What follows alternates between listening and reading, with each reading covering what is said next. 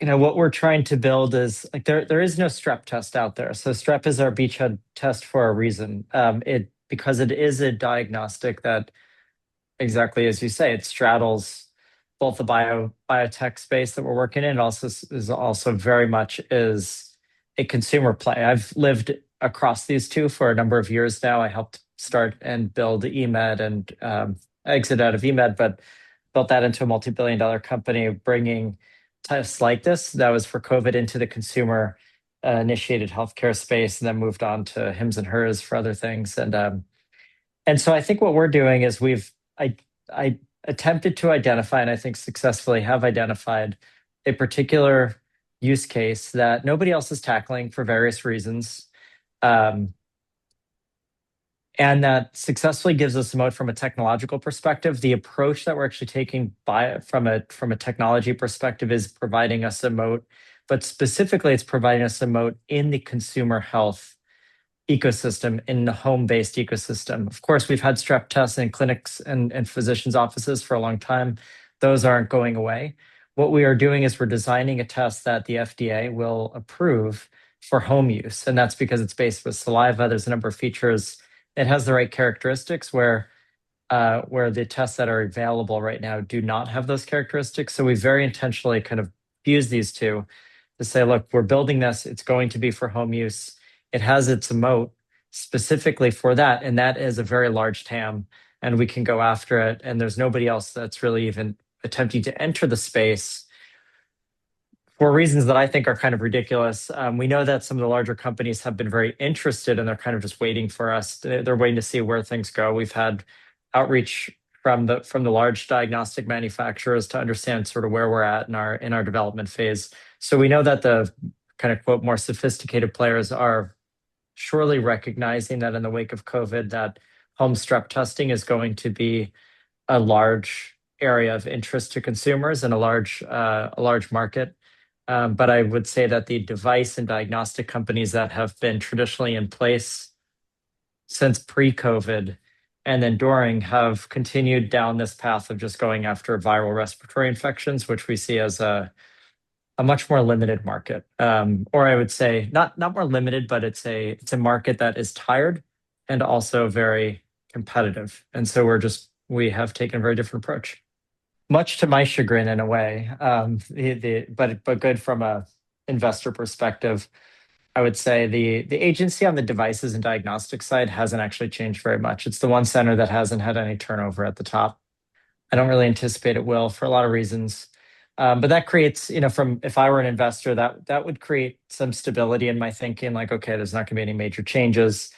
Um, if there are changes, they're going to be favorable to us. If there are no changes, then we're going to be in the same position we are, which is already in a very favorable position. The agency is much more friendly to home diagnostics under this administration, for one, but just in general, since COVID, it was not friendly at all to home diagnostics pre-COVID. There was pretty much an HIV test and a pregnancy test, and that was about it. There in the early '90s or mid to late '90s, rather, there were some cholesterol tests and things like that, and then of course diabetes. COVID um, opened their eyes, and I personally fought very hard with on behalf of the White House, but almost like against the FDA at the time, to really push that narrative. And ultimately, the dam broke. And now there has been an increased effort within CDRH, the Center for Devices at FDA, to promote home diagnostics. It's not just living with it. It's not just sort of saying, yeah, if those happen, that's fine. There's actually a home has a health hub is a big initiative of the director of CDRH, the center that leads devices. That is her flagship kind of program.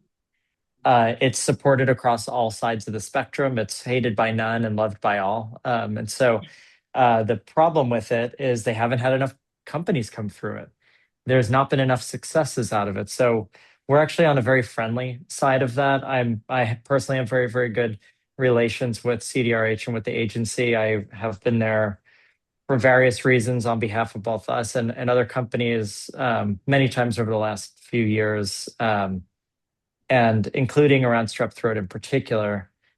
So we have a very good idea of where they stand and what they're looking for. on a more practical and tactical level, we're not building a pharmaceutical drug here. We're building a home COVID test that's going to be under prescription, but as a home device. And it puts You us in mean like a strep very, test, not COVID, did Michael? I say, Yes. yeah, my life has been COVID for years. Home strep test. Yeah. And so in that sense, um, the requirements to get across the board to get a 510(k) for our is very, very minimal. It's hundreds, not thousands of patients. We know exactly the type of patient we're looking for. It's not, the point is it's not like tens of millions of dollar kind of clinical studies that we're planning here. It's very low millions and hundreds of patients, not thousands or tens of thousands. I've advised most of them at this point very closely, and so I have a good idea of where they sit. These big companies, they don't start de novo building new classes of devices. That's just not how any of them work. They're not the most innovative companies. Even Roche, they all work through acquisitions. And so when it comes to home devices, we need a new, the antigen tests that exist today won't make it into the home because they're not sufficiently sensitive. And the big box test, like or a small box, but let's just say a $5,000 sort of PCR type of lamp assay that sits in a doctor's office, like an ID Now type of thing, that won't ever get into the home. So to get a new strep test into the home requires a new device. It needs a new thing to be built. The big companies, whether it be Roche, Abbott, OraSure, or whatever, they are not going to they're just not going to put their effort into building one anew. That's not how they ever work. They go and buy Liat. They go and buy the Binex Now platform, which was a Lear.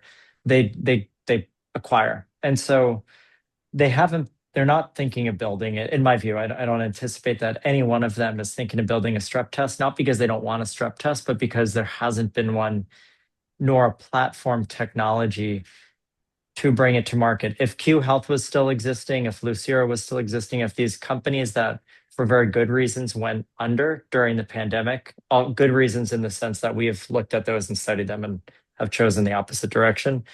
Um, if those were still existing and went and tackled strep, I would say yes, they'd be definitely going and acquiring those if they weren't acquired yet. Um, they don't exist, and none of the ones that do have been tackling strep, and so that's why I think we're going to be in a very, very interesting position.